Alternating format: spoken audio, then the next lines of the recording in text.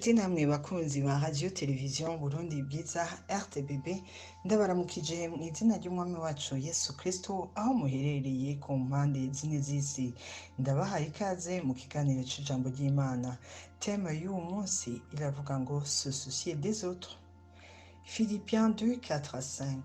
Ayant vous les sentiments qui étaient en Jésus-Christ, lequel, existant en forme de Dieu, n'a point regardé comme une proie à arracher d'être égal à Dieu. 2 Rois 7, 3 à 9. Tout la somme à 9. Puis ils se dirent l'un à l'autre, nous n'agissons pas bien, cette journée est une journée de bonnes nouvelles. Si nous gardons nos silences et si nous attendons jusqu'à la lumière du matin, le châtiment nous atteindra. Muri make muhemu yera agira twibutse umutima wo kwitwararika abandi niwo ukenewe cyane, kuko iyo wamaze kuwugira bituma n'ivyo ufise bike ubiha agaciro mu biganza vy'Imana, ukaba isoko ry'umugisha. Jésus Christ de Nazareth yiyambuye icubahiro ari mu ijuru, arabona neza ko umwana w'umuntu ngaha ku isi adashobora kwikiza, biba ngombwa ko ava muri confort yose, araza mu isi yambara umubiri, avukira muri ya makondisiyo yose twumvise, arabikora kugira ngo igikorwa cyo kuducungura ashobore kukirangura neza.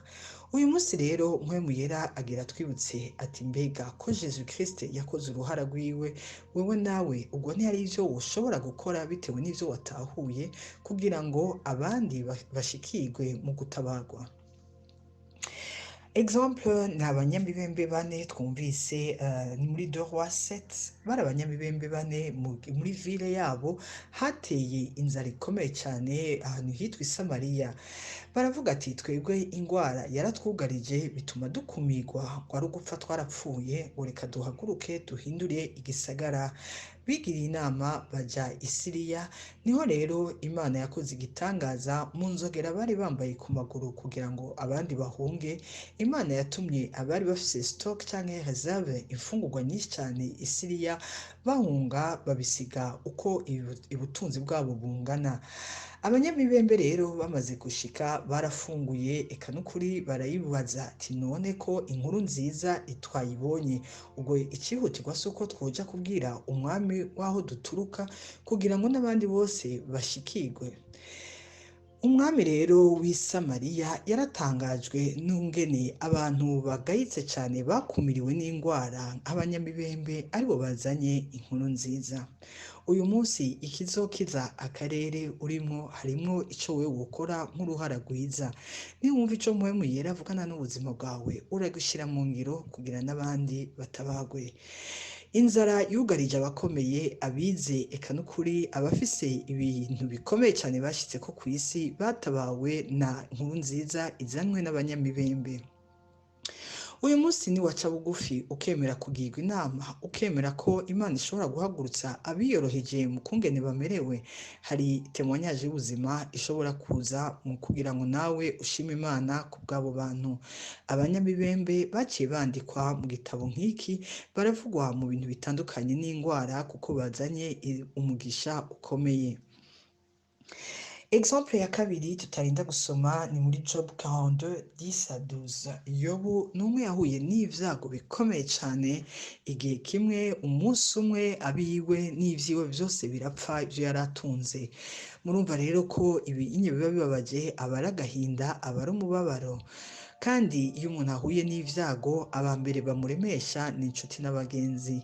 Yobu rero abagenzi biwe baramwegereye, aho kugira bamukande ahubwo baramuganirije, baramwereka ko hariho inyanduruko y'ivyago iri kuyamushikira bitewe n'ikosa kanaka canke uruhara yoba yarabigizemwo. Murumva rero ko batanguye kumwagiriza, bituma bakomeretsa umutima wiwe, naho hari ibindi vyinshi cyane vyari bicugarije umubabaro wiwe mu mutima. Yobu rero aha tutarinze gusoma ivuga neza ukuntu Yobu yahavuye abasengera, amaze kubasengera Imana yumva ayo masengesho ngo ica imushumbusha inshuro zibiri, ivyiza vyose yari yaratakaje yarabironse. Bene data nitwumva ico mpwemu yera avugana n'ubuzima bwacu hari intahe zitandukanye zizodushikira.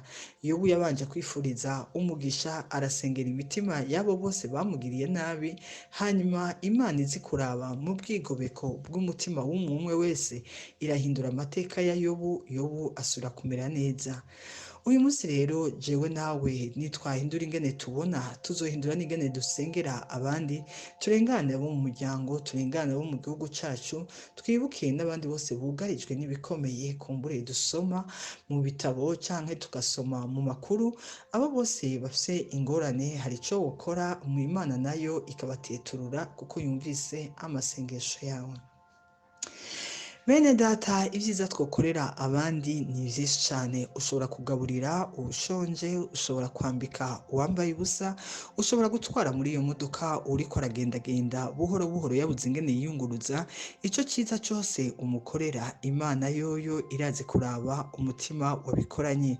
Niwibuka ko ibiriko biramushikira bigoye cane kandi ushobora kuba isoko ry'umugisha, urabikora, icubahiro cose kigaruke ku Mana. Mwariko murankurikirana, nitwa Lydia Barahinduka, duciye ku muhora wa RTBB ukorera kuri Facebook, Instagram, Twitter, YouTube na WhatsApp. Mwarahizagiwe.